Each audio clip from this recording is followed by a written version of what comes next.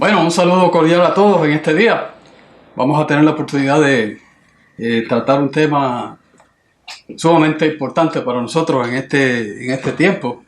Y bueno, para empezar quería hacerle una pequeña historia, que hace algún tiempo estábamos participando de una reunión donde hablábamos de ciertos temas espirituales y en un momento dado alguien hace una pregunta y la pregunta que hace es ¿qué podemos hacer con los que se estancan? ¿Qué podemos hacer con los que se estancan? Y de pronto hubo un corto silencio y sí, hubo algunos comentarios en cuanto a qué se puede hacer en ese sentido, pero la pregunta no, obviamente requiere mucho más elaboración que uno simple comentario. Así que bueno, yo voy a aprovechar la oportunidad para cubrir un poquito ese tema. ¿Qué podemos hacer con los que se estancan? Que para empezar, yo replantearía la pregunta, que la pregunta debe ser replanteada para dejar de ser qué podemos hacer con los que se estancan para que se convierta en qué podemos hacer cuando nos estancamos, porque es un problema, el problema del estancamiento es un problema universal. Universal quiero decir que yo me estanco, ustedes se estancan y todos nos estancamos. Así que yo creo que, para empezar, yo creo que esa es una reorientación propia del asunto para llegar a una contestación un poco más amplia, de simples observaciones. Así que yo titulé este mensaje Parábolas para los que se estancan. Parábolas para los que se estancan. Así que es un tema que se trata en las escrituras, unas veces directamente, otras veces en parábolas. Y vamos a ver hoy algunas de estas parábolas que tratan del tema. Y es por eso que le puse ese mensaje, parábolas para los que se estancan, que podría ser parábola para cuando nos estancamos. Así que bueno, tenemos la parábola para empezar, la parábola de las 10 vírgenes, que todos conocemos. Una advertencia con relación a la parábola de las 10 vírgenes, que es un tema que se trata frecuentemente en diferentes mensajes, en diferentes oportunidades en el año. Y la advertencia es la siguiente. Bueno, que hay parábolas que Cristo mismo explicó el significado de ellas directamente, pero esta parábola no tiene una explicación directa del Cristo. O sea que sí nosotros podemos ir sobre ella y tratar de discernir qué es lo que significa y qué mensaje hay encerrado dentro de esta parábola, como en algunas otras parábolas que Cristo nos dio, y no tienen una explicación directa de él. Así que obviamente no es la parábola del sembrador, que él explicó específicamente esa parábola y no dejó lugar a dudas de lo que significa. En el caso de la parábola de las 10 vírgenes no es el caso. Así que esa es la primera advertencia relacionada con esta primera parábola que vamos a tratar. Vamos a tratar 3 parábolas, la de las 10 vírgenes, la de los talentos y el mensaje a la Odisea, que está el mensaje velado, ¿no? O sea, es parabólica. Ese mensaje a la Odisea, a la era de la Odisea, es parabólico, en el sentido de que es una parábola, no se explica exactamente en el mensaje qué es lo que significa cada cosa. Así que bueno, eso es una pequeña introducción al tema, y que en el caso del estudio sobre las 10 vírgenes es un estudio forzoso sobre la sabiduría y la necedad, como todos nosotros sabemos, o sobre el estancamiento y la falta de productividad o la productividad espiritual, como se quiera ver. Así que bueno, para empezar, podemos preguntarnos, ¿puede ser interpretada correctamente una profecía, una parábola de la cual no tenemos una explicación directa en la Biblia? Puede ser interpretada correctamente usando la Biblia en general, buscando otros lugares en la Biblia que expliquen esa parábola, o naturalmente echándole mano al Espíritu Santo que Dios ha puesto dentro de nosotros y pidiéndole guía directa a Dios sobre el asunto, o realmente es pura especulación lo que nosotros podemos hacer. Bueno, nosotros en ese sentido confiamos en que la palabra de Dios se explica por sí misma si hacemos el esfuerzo, es riguroso, de ir y buscar la explicación en la palabra de Dios, confiando no en nuestro propio entendimiento, sino buscando el entendimiento que viene a través del Espíritu Santo de Dios y la guía que viene a través de Dios mismo. Así que, bueno, eso es fundamental para emprender este estudio, que sí, que partimos de la premisa de que a pesar de que Cristo no dio una explicación concreta y específica de lo que significa esta parábola, se puede llegar a un entendimiento de lo que significa, del mensaje que está escondido ahí para nosotros y para el mundo también. Así que, por ejemplo, en Mateo 13, que es una escritura que se cita cuando nosotros hablamos de las parábolas, Mateo 13, que dice: por eso les hablo en parábolas, porque viendo no ven y oyendo no oyen ni entienden. Y en Lucas 8:10 dice: y él dijo: a vosotros os es dado a conocer los misterios del reino de Dios, pero a los otros por parábolas, para que viendo no vean y oyendo no entiendan. Así que ese es un conocimiento básico que nosotros tenemos de cómo abordar las parábolas. Y bueno, son palabras que vienen de Cristo mismo. Y en Mateo 21:45 tenemos otro punto que es fundamental a este asunto, que es el relato de la parábola de los labradores malvados que Cristo hizo y estaban escuchando los fariseos y los principales sacerdotes. Ellos estaban escuchando el mensaje. La pregunta es si personas fuera del círculo de la iglesia de Dios pueden entender las parábolas, o si son completamente imposibles, o sea, si son imposibles de comprender o comprender a cabalidad por personas que no tienen el Espíritu Santo de Dios, que están fuera del círculo íntimo de la iglesia, de Dios, de Jesucristo, como cabeza de la iglesia, si ellos pueden tener acceso a esa información. Y esta escritura de Mateo 21:45 es un ejemplo de eso, la parábola de los labradores malvados. Y Cristo explicó la parábola, pero dice aquí en Mateo 21:45, dice: oyendo sus parábolas, los principales sacerdotes y los fariseos entendieron que hablaba de ellos. Entendieron que hablaba de ellos. O sea que esta parábola, Cristo igualmente nos da una explicación directa y concreta, identificando quiénes son los labradores malvados, pero estas personas que no tenían el Espíritu Santo de Dios, los principales sacerdotes y los fariseos, entendieron esa parábola y a quién se estaba dirigiendo Cristo cuando hablaba de los labradores malvados. Así que, bueno, ahí tenemos que concluir entonces que aún personas fuera de la iglesia pueden comprender el significado de una parábola vía el espíritu del hombre que está en cada uno de nosotros. Y naturalmente estas eran personas que tenían cierto conocimiento bíblico y que podían, o sea, que tenían discernimiento y que tenían esa habilidad para concluir cosas usando el conocimiento y el espíritu que está en el hombre, no necesariamente a través del Espíritu Santo de Dios.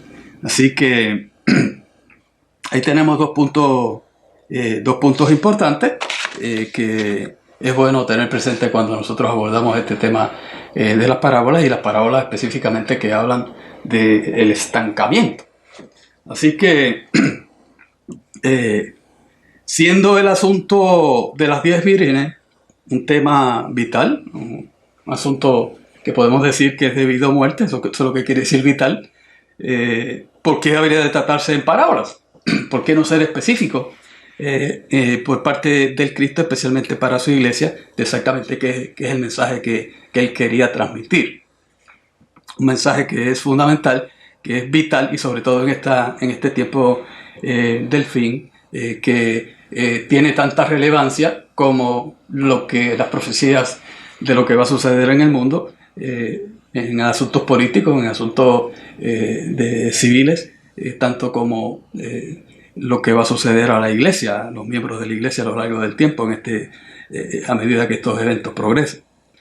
Así que aquí en Oseas 12, versículo 10 dice: y he hablado a los profetas y aumenté la profecía, y por medio de los profetas usé parábolas. O sea que es un modo de entregar, de transmitir las profecías, y así es como lo ha determinado Dios, y así es como en efecto Cristo mismo lo abordó y lo explicó, y nosotros lo entendemos en la iglesia. Así que del mismo modo que están estas profecías, estas parábolas, que algunas profecías están en parábolas, como acabamos de leer aquí en Oseas, hay escrituras completamente transparentes que nos tocan el tema y que nosotros podemos agregar o usar para discernir qué es lo que significan estas parábolas. Por ejemplo, en Efesios 5.15, que dice, digamos, la Biblia de las Américas, dice: por tanto, tener cuidado cómo andáis, no como insensatos, sino como sabios. Así que nosotros tenemos ahí una recomendación, que es más que una recomendación, es una instrucción de que nosotros debemos vivir de manera no insensata, sino como sabios, que en diferentes escrituras de versiones de la palabra de Dios se traducen de una manera un poco distinta, pero está claro que nosotros debemos vivir con sabiduría, no con necedad. Así que, y que a medida que nosotros nos acercamos a la segunda venida, debemos concentrarnos tanto en lo que dice la profecía de nosotros mismos como lo que dice del mundo. Así que lo que dice la palabra de Dios, la Biblia, de esta última era, pues no es simpático.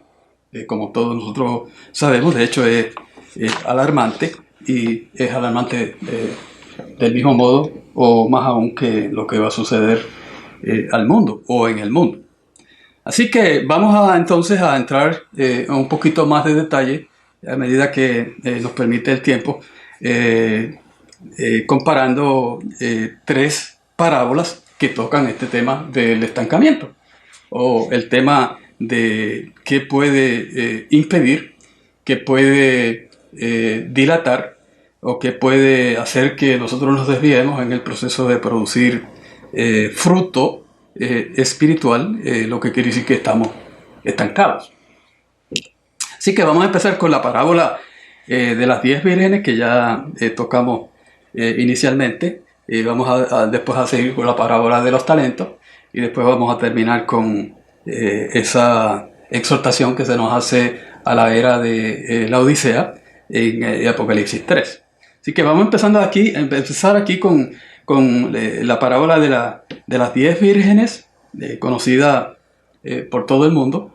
Y no voy a ir a leer la parábola porque, bueno, es una parábola que todo el mundo sabe dónde está. Inmediatamente después de Mateo 24 vienen de hecho, dos parábolas, que son una similar o corresponde a la otra, como vamos a ver más adelante. O sea que en Mateo 25 tenemos dos parábolas, la de las 10 vírgenes, y tenemos la parábola de los talentos.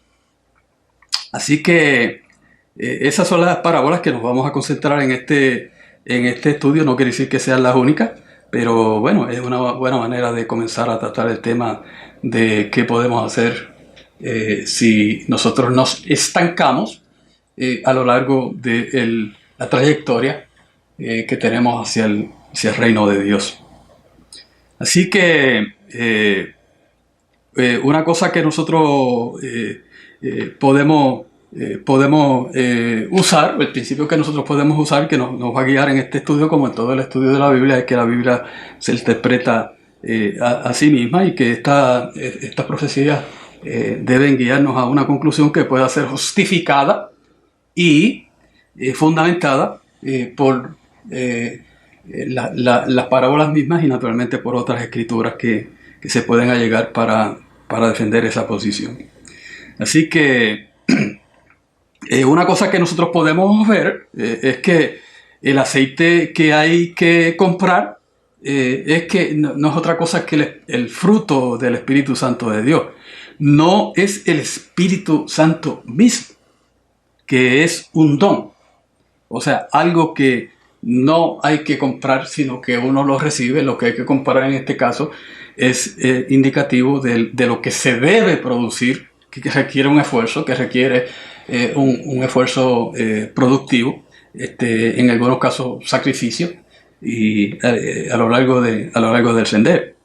Y que el aceite de Mateo 25, los talentos de Mateo 25 y el oro y el colirio de Apocalipsis 3 son múltiples formas de decir esencialmente lo mismo. Y que la salvación es un don, pero asumir que lo podemos recibir sin dar fruto espiritual, estamos hablando, o sin producir una ganancia, o sin comprar algo con esa dádiva original, es una necedad. O sea, que nosotros asumir que con esa porción inicial del Espíritu que hemos recibido como un don, nos podemos salvar sin producir una ganancia, sin producir un fruto, es necedad de nuestra parte y no debe ocurrir nunca. Así que en la Biblia, digamos, podemos decir que un ciego, un pobre y un necio son equivalentes. Son múltiples formas de describir al infructuoso, al que no produce fruto espiritual y que asume que esa dádiva inicial que hemos recibido como una donación, en este caso, nos puede salvar, cuando en realidad al final vamos a descubrir con mucho sufrimiento que no es el caso. Así que reflexionemos sobre eso y veamos entonces un poco más de cerca cada una de estas parábolas, empezando por la parábola de las 10 vírgenes. Que yo tengo aquí 7 preguntas que podemos hacernos con relación al contenido de esta parábola de las 10 vírgenes. Lo primero que podemos preguntar es: ¿por qué son 10 vírgenes? ¿Por qué son 10? Bueno, Cristo no lo explicó y en realidad no hay otro sitio donde nosotros podamos ir a encontrar en la Biblia por qué son 10, pero sí podemos discernir el significado de un 10. ¿Qué significa el significado que carga el número 10 a lo largo de toda la Biblia? Y que es un número, bueno, que se ha asociado naturalmente con juicio, pero que es un número que está también asociado a la ley, que eran 10 mandamientos y que estaban en este caso divididos en 2 tablas. No dice exactamente 5 en un lado y 5 en otro, pero estaban divididos en 2 tablas, así que ya tenemos una indicación ahí de ley y naturalmente de gobierno desde el mismo principio, asociado al número 10. Así que los 10 mandamientos, como todos nosotros sabemos, son el resumen más conciso de la justicia divina y están en dos tablas. Y claro, podemos seguir hablando de dónde está el número 10 a lo largo de la Biblia, y con la segunda pregunta, ¿por qué están divididas en partes iguales? ¿Por qué las vírgenes necias y las vírgenes prudentes están divididas en partes iguales? Bueno, ¿es una coincidencia o es algo que tiene un significado específico de por qué están divididos exactamente 50% y 50%? Y bueno, en ese sentido, continuando con esta explicación de que el número 10 tiene un significado de ley y de gobierno, nosotros vemos que el número 10 también está atado a las profecías de los gobiernos y cómo cómo va a desenvolverse la historia de los gobiernos a lo largo de estos 6.000 años que se le han asignado al hombre, y que ese número aparece repetidas veces a lo largo de la Biblia con relación a ese aspecto de nuestra vida, el aspecto del gobierno ya no divino, sino el gobierno de los hombres, en este caso del gobierno del hombre sobre el hombre, hasta que venga a establecerse el reino de Dios. Y nosotros vemos que Cristo no explicó eso tampoco. O sea, Cristo no explicó por qué son 5. ¿Por qué son 5 prudentes y por qué son 5 necios? Del mismo modo que no explicó por qué son 10. Porque podría ser otro número, pero ese es el número que él usó, y la división que él usó, la proporción que él usó, así que eso tiene que tener un significado. Pero Cristo no lo explicó, digamos, como se explicó en detalle la parábola del sembrador.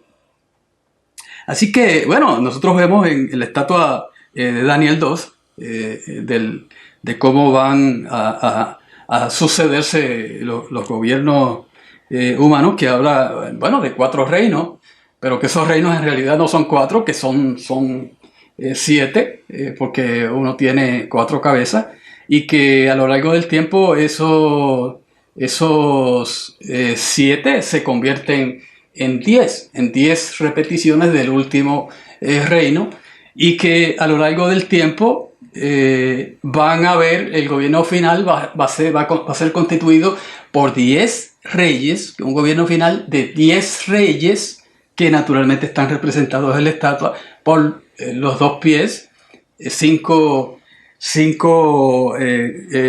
dedos en cada pie, de modo que hacen 10. Así que hay una correspondencia ahí de 10 a 10 y de 5 a 5, y que no solamente eso, sino que esos 5 dedos o esos 10 dedos están divididos en 5 de hierro y en 5 de barro, en parte de hierro y en parte de barro. Así que ahí nosotros vemos ciertas similitudes y podemos tratar de elaborar por qué pueden ser 10 y por qué están divididos en partes iguales de 5 y 5. Bueno, del mismo modo que eso no está explicado específicamente, gráficamente, en ningún lado en la Biblia, podemos hacer la próxima pregunta, la pregunta número 3, ¿qué significa comprar aceite? Bueno, algunas veces uno oye exposiciones acerca de este tema de las 10 vírgenes y nos dicen que el aceite significa el Espíritu Santo de Dios. Y bueno, pero eso aguanta agua, obviamente, porque eso es así, que digamos el aceite de la unción representa el Espíritu Santo de Dios, pero fíjense ustedes que el Espíritu Santo no puede ser comprado. El Espíritu Santo de Dios no es comprable ni es vendible, y eso está claro desde el comienzo, de que eso no es viable, no se puede comprar el Espíritu Santo de Dios. Pero aquí la parábola dice que vayan y compren aceite. De modo que exactamente qué significa eso. Bueno, el Espíritu Santo de Dios no es comprable ni vendible, pero nosotros sí podemos entender que el fruto del Espíritu Santo de Dios, del mismo modo que el aceite viene de las aceitunas, que viene del olivo, y que el olivo produce las aceitunas, y que eso es procesable y trabajable hasta llegar a producir el fruto que es el aceite, algo maravilloso. Así que eso nos da una indicación de que, o una advertencia de que tenemos que tener cuidado, de que no podemos decir, bueno, ahí el aceite lo que significa es el Espíritu Santo de Dios. Más bien lo que podemos ver, usando las otras escrituras y el entendimiento que nosotros tenemos de la palabra de Dios, que el aceite ahí es representativo del fruto del olivo, y que naturalmente del mismo modo es representativo del fruto del Espíritu Santo. Y que cuando una persona quiere comprar aceite, en términos de la parábola, lo que estamos hablando es que el intento de ir y producir fruto, o de asirse de alguien que tiene fruto para nosotros beneficiarnos y no quedarnos sin aceite. Así que, bueno, ese es un punto particular que hay que tener en cuenta. Hay que tener cuidado de que sí, que podemos decir que el Espíritu Santo de Dios puede ser representado por el aceite, pero aquí, en esta parábola en específico, ¿eso es lo que quiere decir? ¿Eso es lo que significa? ¿O significa el fruto del Espíritu Santo más que el Espíritu Santo que se recibe como una donación, versus el Espíritu Santo que uno pone en función y hace posible que produzca una ganancia? Así que, bueno, entrando ya en la cuarta pregunta, ¿qué significa cerrar la puerta? En el versículo 10, Mateo 25. ¿Qué significa cerrar la puerta? O que la puerta fue cerrada mientras ellos iban a comprar, o mientras ellas iban a comprar, que parece, bueno, una acción que no tiene ningún tipo de consideración. O sea, ¿qué es lo que significa cerrar la puerta? Mateo 25, 27 al 30, cuando habla de échenlo en las tinieblas de afuera, explica eso, es exclusión del reino de Dios. Cerrar la puerta significa exclusión del reino de Dios, pero lo peligroso aquí es que le está ocurriendo a personas que estaban bajo la expectativa de que sí, ellos no iban a perder la salvación y de que no se le iba a cerrar la puerta en ningún momento. Así que por eso estamos hablando de una profecía o en este caso una parábola de valor vital para nosotros. Así que la quinta pregunta que podemos hacernos es ¿qué significa no las conozco? ¿Qué significa no las conozco? Pero ellas alegan que lo conocen. Eso sucede a veces cuando, digamos, cuando se interroga a una persona, que si le preguntan a uno que si uno conoce a tal persona, y uno puede decir que sí o que no, pero la otra persona dice no, yo no conozco a esa persona. Así que eso es lo que está sucediendo aquí. Por lo tanto, lo que nosotros vemos es que hay un malentendido fundamental que las hace necias. O sea, que las hace que entiendan una cosa que en realidad no cuadra con la realidad espiritual y que en este caso hace que se les cierre la puerta. Así que hay un malentendido grave en este caso por parte de las necias. Así que, bueno, que nosotros podemos entender eso en términos de que la fe sin obras es muerta. Pero ellos pueden estar entendiendo de que las obras no son tan necesarias, sino que el hecho de que uno ya tiene el Espíritu Santo, eso de por sí hace que uno sea merecedor de la salvación. En otra cosa que, como dicen los religiosos o los teólogos del mundo, que la salvación es por gracia. Bueno, obviamente todo lo que recibimos de Dios es por gracia, pero naturalmente la fe sin obras es muerta, como explica Santiago. Así que la pregunta número 6 que podemos hacernos con relación a esta parábola de las 10 vírgenes es ¿qué es prudencia? Bueno, en lugar de nosotros asumir qué es prudencia o qué es necedad, la Biblia es un tratado de prudencia o de prudencia y necedad, dependiendo de cómo nosotros lo veamos. Aquí en Eclesiastés 2.13 dice: y he visto que la sabiduría sobrepasa a la necedad. ¿Cómo? ¿Cómo sobrepasa la sabiduría a la necedad? Dice aquí Salomón, como la luz a las tinieblas. O sea que son dos polos opuestos y no pueden convivir. Y en el caso de Santiago 3.13 dice: ¿hay alguno sabio y entendido entre ustedes? Bueno, ¿cuál es su contestación? Es que, bueno, que muestre por sus obras esa sabiduría y ese entendimiento, no jactándose y no tratando de humillar a nadie, sino, bueno, con sabia mansedumbre. Así que ahí nosotros tenemos una indicación de qué es prudencia y qué es necedad. En esencia, sabiduría y entendimiento es un don del Espíritu Santo de Dios, es una dádiva que viene de Dios, que el hombre no puede entender las cosas espirituales del mismo modo que Dios las entiende y las expone, a menos que tenga el Espíritu Santo de Dios en él. Sin esa dádiva, sin ese don, no puede haber sabiduría y entendimiento, pues más que se esfuerce el hombre en buscarlo, a través de filosofías humanas o el medio por experimentación del modo que sea. De modo que aquí ya tenemos 6 preguntas y posibles respuestas a las preguntas, y la séptima sería: ¿por qué habría Dios de llamarlo necio? ¿Por qué Dios llama a lo necio? Como nosotros cantamos en ese himno de 1 Corintios 1, periódicamente, que indica que Dios no ha llamado muchos sabios, sino lo necio. O sea, ¿por qué es que Dios ha llamado lo necio? Bueno, si Dios ha llamado lo necio, pues entonces es entendible que 5 retengan esa necedad hasta el mismo final. O sea que es triste decirlo, pero el darle el Espíritu Santo a esos 5 en particular, o a esas 5 en particular, no representa ninguna mejora en cuanto a superar su necedad se refiere.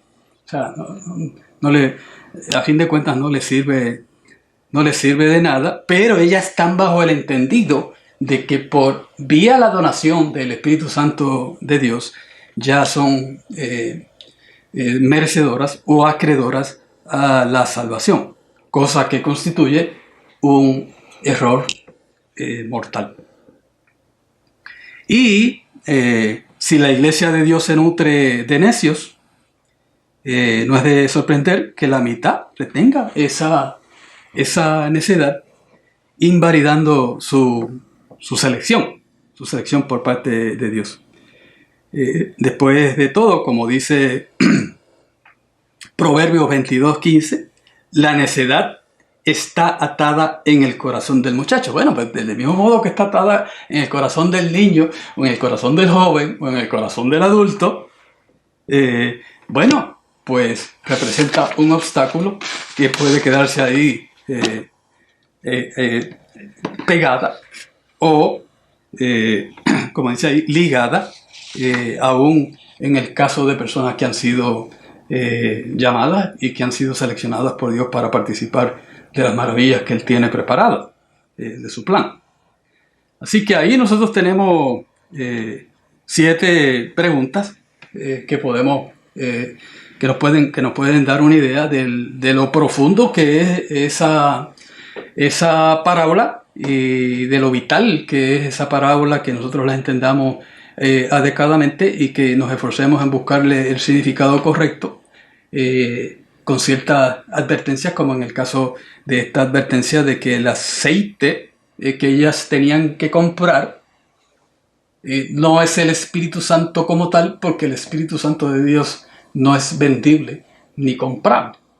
Así que si nosotros decimos que el Espíritu Santo de Dios es el aceite, pues entonces estaríamos diciendo de cierta manera que eso se puede comprar. Y en este caso es que Cristo estaría diciendo que se puede comprar, lo que nosotros sabemos que riñe con el entendimiento que tenemos sobre cómo se recibe el Espíritu Santo de Dios, que es una dádiva, es un don, es una donación que estamos recibiendo, versus una transacción en la que uno va, o una negociación en la que uno va y trabaja para obtener algo, que es en este caso el fruto del Espíritu Santo más que el Espíritu Santo mismo. Así que bueno, eso nos da unas cuantas indicaciones de cómo abordar esta parábola, y ya pasándonos a la segunda parábola, la parábola de de los talentos, una parábola que también, bueno, todo el mundo, todo el estudiante de la Biblia, todo lector de la Biblia la conoce, sabe que está en Mateo 25 de igual modo, y es una continuación, si vamos a ver, o es una parábola paralela a esta parábola de las 10 vírgenes. Y yo viendo algunas versiones que nosotros normalmente no usamos de manera corriente, de esta escritura de Mateo 25:15, de cómo se ha traducido o cómo se ha traducido en las últimas versiones esta palabra de talento. Por ejemplo, si hacemos una comparación de algunas traducciones, la Nueva Traducción Viviente dice 5 bolsas de plata en vez de talento. En vez de 5 talentos dice 5 bolsas de plata. La Nueva Versión Internacional, que es una versión bastante popular, bastante conocida, dice 5.000 monedas de oro en lugar de decir 5 talentos. Y la Reina Valera actualizada del 2015 dice 5.000 monedas. La Reina Valera contemporánea dice 5.000 monedas de plata. Y hay una que es la NB de bueno, NBA, dice 50.000 pesos. Bueno, 50.000 pesos, pero son colombianos, son argentinos. O sea, ¿qué tipo de pesos estamos hablando? O sea que si nosotros nos vamos por esas escrituras, lamentablemente nos vamos a confundir. Digamos, tenemos las Reinas Valeras tradicionales, la Reina Valera del 60, la Biblia de la Palabra o la Biblia de las Américas, hablan de 5 talentos, que es lo más apropiado.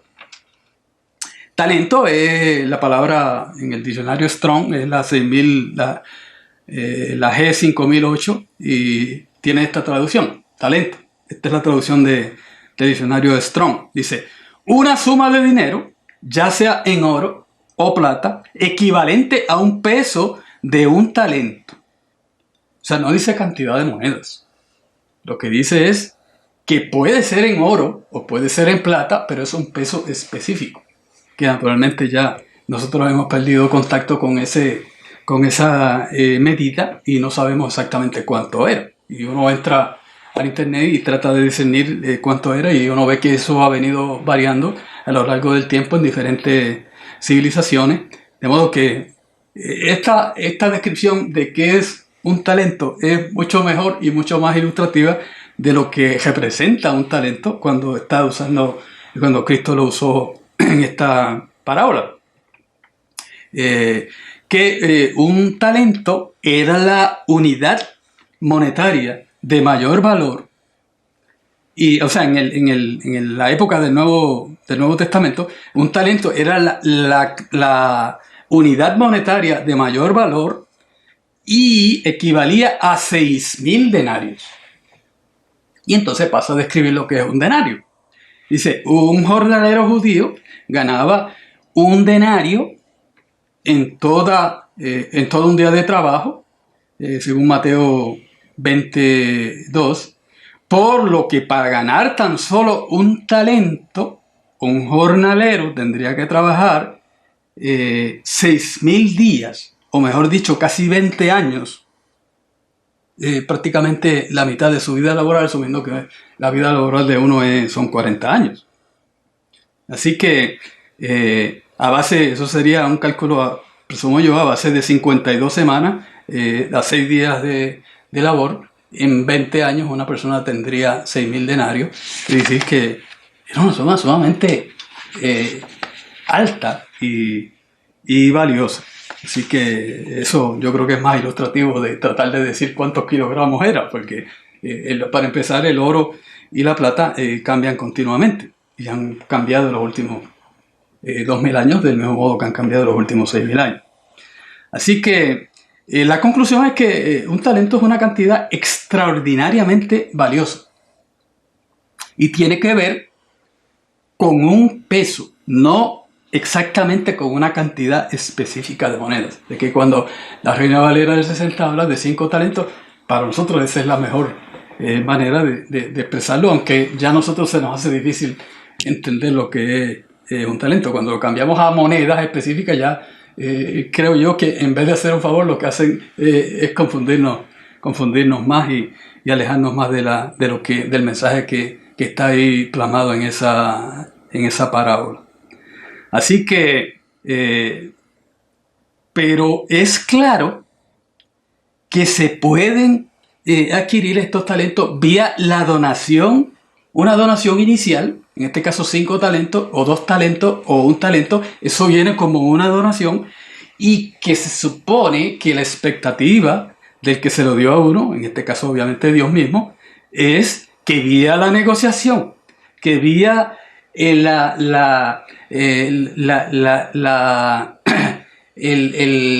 laborar, se adquieran una cantidad, o se adquiera una cantidad adicional, en este caso, que sería equivalente a comprar, digamos, aceite, a comprar y vender, y que son equivalentes al fruto del Espíritu Santo. Y en ese sentido, esta parábola es paralela a la parábola anterior, de aquí mismo, de este mismo capítulo, cuando habla de comprar aceite, que con esos talentos se supone que la persona que ha recibido esos talentos y una cantidad inicial de valor, que la recibe vía donación, se supone que empiece a negociar, a tramitar, y que produzca una cantidad adicional, que es indicativa del fruto del Espíritu Santo de Dios, o que es indicativa de que la expectativa de Dios es que todos nosotros seamos seres fructíferos en lugar de infructuosos, o que no nos estanquemos en ningún momento a lo largo de la vida, aunque, como dijimos, el estancamiento es universal, que todos nos estancamos. Así que es un tema que debemos tenerlo presente a lo largo de todo lo largo de nuestra vida, y que el fruto, naturalmente, del Espíritu Santo es un tema amplio y profundo, que requiere que se trate como un tema aparte, pero que de ninguna manera se limita a Gálatas 5:22, sino que incluye un sinnúmero de cosas más, como la diligencia, o el valor, o el mismo heroísmo. Así que es un tema profundísimo, y que debe ser la esencia de los objetivos espirituales nuestros: producir una cosecha, sin la cual no puede haber fiesta, como nosotros sabemos. Así que ahí tenemos unos comentarios con relación a esta parábola de los talentos. Vamos ahora a dedicarle algún tiempo a esta parábola de Apocalipsis 3, que es el mensaje a la era de la Odisea, que podemos decir que es una parábola porque está escrita en un lenguaje velado. O sea, ahí en ese mensaje, Cristo exhorta a la iglesia a comprar también. En este caso, no aceite, sino 3 cosas en particular: oro refinado, vestiduras blancas y colirio. Pero bueno, lo que es común en esas 3 parábolas, si vamos a ver, es el acto de comprar, el acto de negociar, el acto de transar, de hacer gestiones adicionales con lo que nosotros hemos recibido, para llevar y producir un fruto sin el cual nosotros no podemos salvarnos. A pesar de que, por más valioso que sea ese valor inicial que hemos recibido, lo que nosotros vemos es que eso no es suficiente para nosotros heredar la salvación o recibir la salvación, sino que todo lo contrario, si somos infructuosos, aún lo que hemos recibido, aún el talento que hemos recibido, lo hemos de perder. Así que, bueno, es una receta triple esta que nosotros vemos aquí en Apocalipsis 3, dando a entender que, bueno, que la situación de ese grupo es grave, so pena de exclusión del reino de Dios. Así que con estas tres compras diferentes, o podemos preguntarnos si estas tres compras de Apocalipsis 3 son diferentes de la compra de aceite de Mateo 25.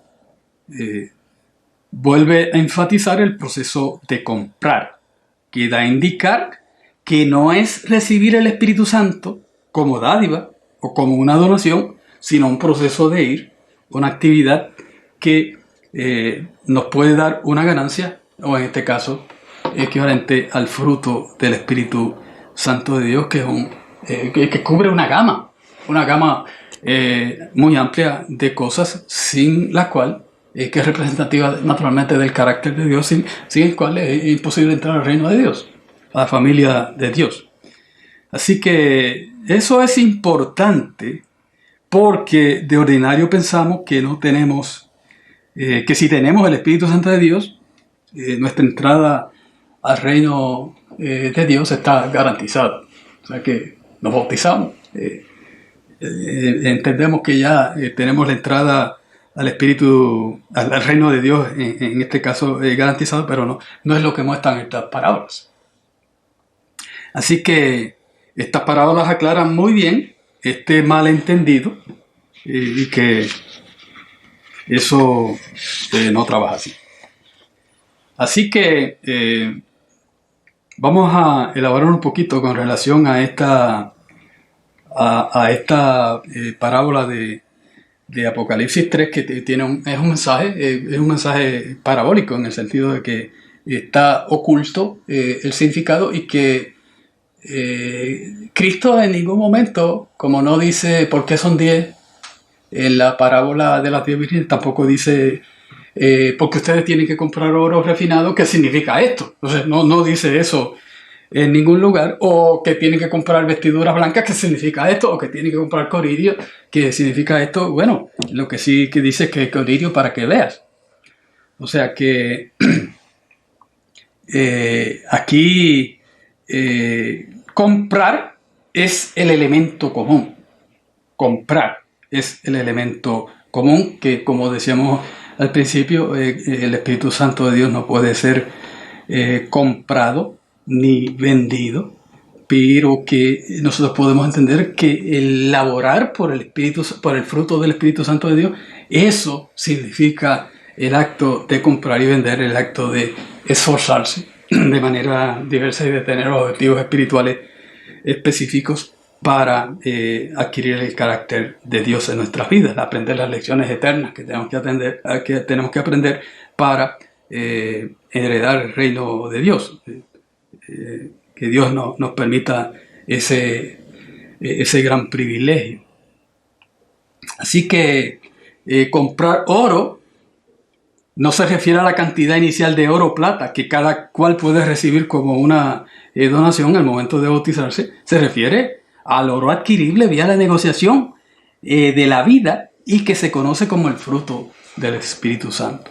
Y que la compra de vestiduras blancas, bueno, podemos decir que es equivalente a comprar oro, que son, digamos, el lino, son las acciones justas de los santos, y que, bueno, es la aplicación de la ley en nuestra vida personal.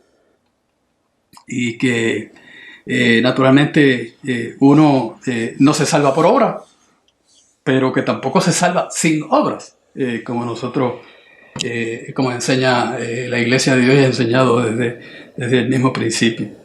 O sea que no se puede justificar que uno, recibiendo el Espíritu Santo de Dios sin hacer el esfuerzo adicional por hacer todo lo que hay que hacer, que puede llevar a uno a la garantía de entrar al reino de Dios, y que eso es lo que significa ser excluido, que se le cierran a uno las puertas. Así que asumir o trabajar o vivir bajo esa premisa es lo que significa una necedad. Significa que nosotros no hemos entendido claramente cómo es que trabaja el proceso. Así que comprar colirio para que veas o entiendas indica que el ciego, el ciego corresponde al necio. Y que las escrituras muestran que el Dios de este mundo ha cegado el entendimiento de las personas que hay en el mundo, y que naturalmente un ciego es equivalente a un necio y es equivalente a un pobre. O sea, son mutuamente equivalentes, y que del mismo modo que el Dios de este mundo cegó el entendimiento, quiere decir que en el mundo para Dios las personas están ciegas si no entienden ni valoran el conocimiento de la sabiduría y la inteligencia revelada en las páginas de nuestra Biblia. O sea que eso nosotros lo podemos entender a cabalidad, que ser ciego, ser necio y ser pobre, no llevar el fruto del Espíritu Santo y no entender ni valorar el Espíritu Santo que hemos recibido en nuestra vida, y que se supone que transformemos vía el esfuerzo y la actividad y las transacciones a lo largo de nuestra vida en fruto espiritual concreto, sin el cual no podemos entrar al reino de Dios, aunque hayamos recibido esa donación inicial del Espíritu Santo vía el bautismo. Así que ¿qué podemos hacer? Bueno, naturalmente reflexionar sobre todo eso, pero naturalmente tomar acciones concretas que nos eviten el estancamiento. O sea, el entendimiento es bueno, pero si no se pone en práctica, pues naturalmente no se convierte en conocimiento infructuoso. Así que, bueno, yo tengo aquí 4 puntos que quería compartir con ustedes. Son acciones que nosotros podemos tomar en este caso para evitar estancarnos, para evitar el que nosotros nos estanquemos, porque el estancamiento es universal y nos ocurre a todos, y que no es qué podemos hacer con los que se estancan, sino, bueno, yo puedo estar estancado o podría estar estancado en el futuro cuando es más peligroso en el momento histórico en que nosotros nos encontramos, y pensar que, bueno, que el estancamiento es para los demás, pero no es para mí. Así que este primer punto que quería compartir con ustedes es que, bueno, que siempre hay una mejor manera de hacer las cosas, como hemos hablado en otras oportunidades. Yo tengo una tarjeta de American Express y tengo una tarjeta de Visa, y esas tarjetas tienen una diferencia. Bueno, que la tarjeta de American Express, que es más reciente, que fue la empresa más reciente, tiene el número de la cuenta de American Express por al dorso de la tarjeta, escritas o impresas en blanco, en lugar de la Visa, que tiene el número de la cuenta o el número de la tarjeta al frente en letras brillosas en sobre relieve, y que naturalmente por el uso llega el momento en que ese número que está ahí en sobre relieve al frente se va perdiendo, y uno le piden el número de la cuenta de uno y uno mira ahí, será un 2, será un 3 o será un 4. Y mientras que en la nueva tarjeta, que es una tarjeta más reciente, ese número ya no está al frente, ese número está en la parte de atrás y está en letras blancas, letras más grandes, más legibles, y eso es una mejora. Bueno, eso es una pequeña mejora, naturalmente, pero mejora al fin.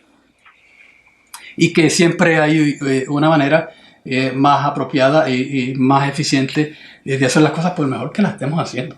O sea, yo no quiero decir que uno está haciendo las cosas mal, sino que nos estamos leyendo la palabra de Dios, estamos estudiando la palabra de Dios, estamos escuchando sermones, uno toman nota y revisan las notas, otros no toman nota, ni obviamente si no las toman no las pueden revisar, pero el asunto es que siempre hay una mejor manera de hacer las cosas. Y yo me recuerdo que cuando nosotros estábamos aquí antes de mudarnos a esta casa, que hemos vivido aquí por 25 años ya. Nosotros aquí en este cuarto donde yo estoy hablando era un salón de estar y nosotros lo convertimos en un cuarto, y el señor que hizo las mejoras eliminó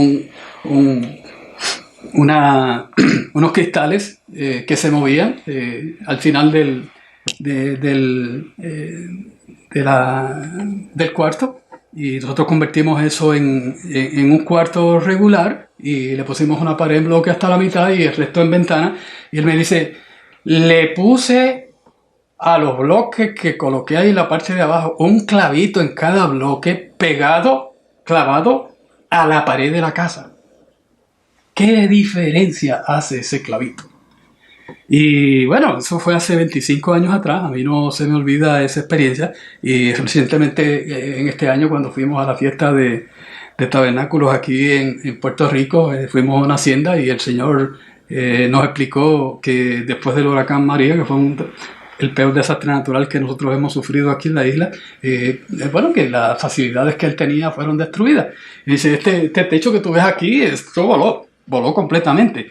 Y yo le dije, pero ¿cómo que voló? Y dice, sí, porque yo le puse unos tornillos y yo sabía que yo tenía que ponerle tornillos adicionales para fortalecer ese techo, pero nunca lo hice, pensando que mañana y nunca llegué a completar esa labor hasta que vino el huracán y se lo llevó, y se llevó el huracán completo. Y ese roto que tú ves ahí en el piso fue que se desplomó el techo de lo que quedaba y cayó y rompió el piso, y allí está la evidencia que dejó, porque no puso losetas encima de lo que del piso una vez lo reconstruyó. Así que el punto es que son cosas que nos parecen sencillas, pero que cuando se agregan, acciones que cuando se agregan representan una mejora, y en ese sentido siempre hay una manera mejor de hacer las cosas físicas y espirituales. Y eso es indicativo de la persona que pone ese principio en acción, no tiene menos posibilidades de caer en el estancamiento. Bueno, yo siempre lo he hecho así. ¿Para qué yo lo voy a cambiar? ¿Para qué yo lo voy a mejorar? ¿Para qué yo lo voy a fortalecer, a reforzar? Sí, hay que reforzar las cosas.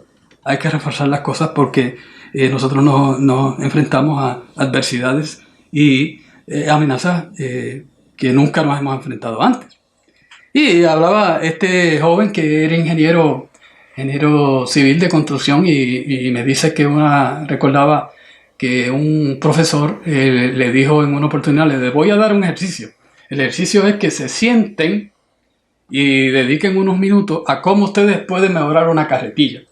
Y él dice que todo el mundo bajó la cabeza, se puso las manos en la frente tratando de pensar cómo es que se puede mejorar una carretilla. Y él mismo me decía, este joven, me decía, bueno, ¿cómo se puede mejorar una carretilla? Si eso ya está hecho, ya es imposible mejorar una carretilla, pero sí se puede mejorar una carretilla. Pero si uno parte de la premisa de que no se puede mejorar, pues no se puede mejorar. Se quedará uno con la carretilla original, sin mejoras. Así que eso es una buena manera de uno estancarse y de vivir la vida de un modo que se convierte en estancable. Así que lo opuesto es que siempre hay una mejor manera de hacer las cosas, y que si nosotros ponemos ese principio en práctica, tanto para las cosas físicas como para las cosas del espíritu, vamos a progresar, que es lo opuesto a estancarnos. Así que si ya nosotros no vemos la necesidad de aprender nuevos versículos en la Biblia, ¿para qué yo me voy a meter en eso? Bueno, cuidado con eso, porque puede ser una indicación de que vamos por el camino del estancamiento, o que ya estamos en el camino del estancamiento y no nos damos de cuenta. Versus, tengo que aprender versículos nuevos de la Biblia, porque eso está lleno de vida espiritual, está lleno de conocimiento, está lleno de cosas maravillosas escondidas ahí. Así que tengo que memorizarlos y tengo que reflexionar sobre ellos, y con ello, pues naturalmente entro en un nivel nuevo, en lugar de quedarme donde estoy, estancado. Bueno, y el segundo punto, aparte de de que siempre tenemos la opción de buscar una mejor manera de hacer las cosas es que siempre podemos aumentar la intensidad con que hacemos las cosas. Y nosotros vemos que el problema de la Odisea es un problema de intensidad, que ha bajado la intensidad, que para uno mantener la cantidad de calor en el agua, la misma cantidad, el mismo nivel de calor, tiene que haber cierta cantidad de fuego que se aplica. Y que si esa cantidad de fuego que se aplica se va bajando, pues naturalmente la temperatura del líquido va a ir disminuyendo, y que ese es un problema para la Odisea. Que la Odisea piensa que eso no es un problema grave, pero el que está allá arriba sí piensa que es grave y que es totalmente inaceptable que nosotros en nuestra vida, a lo largo de nuestra vida, adoptemos esa manera de pensar versus yo tengo que añadir intensidad, aunque sea poca intensidad, aunque sea un poco nivel de intensidad, pero tengo que aumentar un poco la intensidad a medida que camino el sendero que Dios me ha asignado. Y en ese sentido la historia de Esclavito nos muestra este punto, que la intensidad con que nosotros hacemos las cosas, que a veces nos parece insignificante, es clave, es determinante en si nosotros nos estancamos o si nosotros progresamos a lo largo de nuestra vida. Así que el asunto es que nosotros tenemos que mantener ese esfuerzo por aumentar la intensidad, y que las vírgenes necias tienen un problema grave de intensidad y por eso se estancan. Y que la era de la Odisea tiene un problema de intensidad, y que cuando Cristo le dice sé celoso, lo que le está diciendo es aumentar la intensidad, aumenta un poco la intensidad. Eso es lo que el llamado a la acción. El sé celoso lo que quiere decir es aumenta la intensidad que has permitido que baje a un nivel inaceptable. Bueno, y el tercer punto es un punto que también está incluido ahí en la parábola de Apocalipsis 3 a la Odisea, que nosotros podemos cambiar las prioridades, tan pronto como hoy mismo. Esa es una de las maravillas que tenemos nosotros en nuestra vida, que podemos cambiar las prioridades, que no estamos atados a unas prioridades que adoptamos hace 5, 10, 15, 20 años atrás, sino que hoy, tan cerca como hoy mismo, tan inmediatamente como hoy mismo, yo puedo cambiar la intensidad, y que eso es lo que quiere decir lo que continúa después de ser celoso, que quiere decir ser más intenso, lo que quiere decir arrepiéntete, sé celoso y arrepiéntete,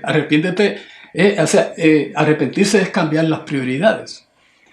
Y que en ese sentido el cambio de prioridades es fundamental para nosotros no estancarnos. Que nosotros pensamos que no tenemos que cambiar las prioridades una vez que nos bautizamos. Sí tenemos que cambiar las prioridades a lo largo que cambiamos a medida que nuestro estatus en la vida va cambiando, y que eso es fundamental para no estancarnos.